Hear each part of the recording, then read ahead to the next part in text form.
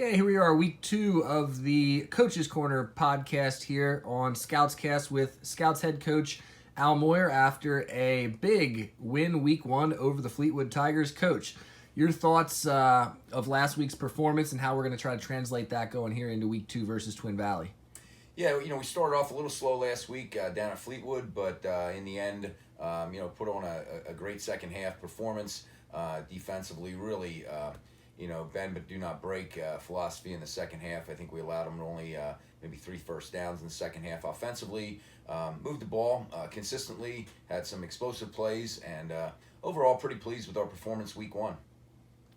So thoughts here, obviously week 1, Aiden Klitsch has a big game on the offensive side of the ball. The defense really tightens up against the Maddox brothers, and special teams made some good plays as well. Your thoughts on what it's going to have to bring to the table here against the Twin Valley Raiders, obviously a familiar opponent, and your thoughts on the game plan for this week coming in week 2. Yeah, Logan connected with a number of different receivers last week. He was able to extend a lot of plays with his feet, which was what we're expecting from him. And again, this week we got to shut down some pretty good performers. Caruso has been playing since a freshman. Got great legs, good speed, very elusive. Trey Freeman, returning wide receiver. Defense, both guys defensive and offensive players. And quarterback, has shown that he can run the ball as well as sling it around. So, we got some weapons to contend with this week. Hopefully we can shut down the run and, keep the points off the board. Obviously maintain ball control. Sometimes your best defense is your offense, keeping them on the field. So we're expecting good things again this week. How excited are you? This is the home opener, brand new stadium turf, beautiful field, maybe one of the nicer fields in the whole county. Your thoughts on getting out on the new field here and having the first home game here in the new stadium? I think the kids and all of us are excited to get there. Able to practice on it a little bit, able to see it under the lights, but to actually walk out there Friday night's going to be electric. It's a long time coming. The school district did a great job.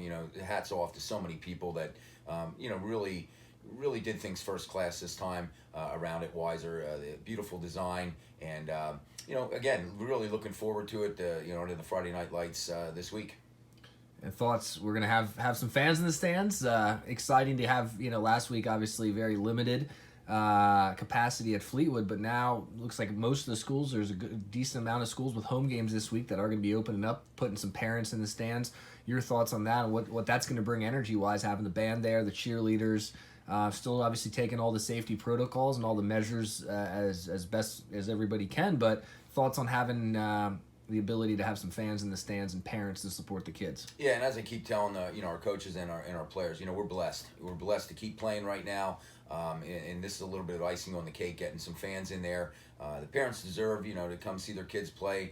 We're still going to be following all the guidelines we need to do, but the kids were really excited that they're going to be able to get some of their family members in, and I've always said the band and the cheerleaders just add to the Friday night experience, and so it's certainly going to be nice to be at home.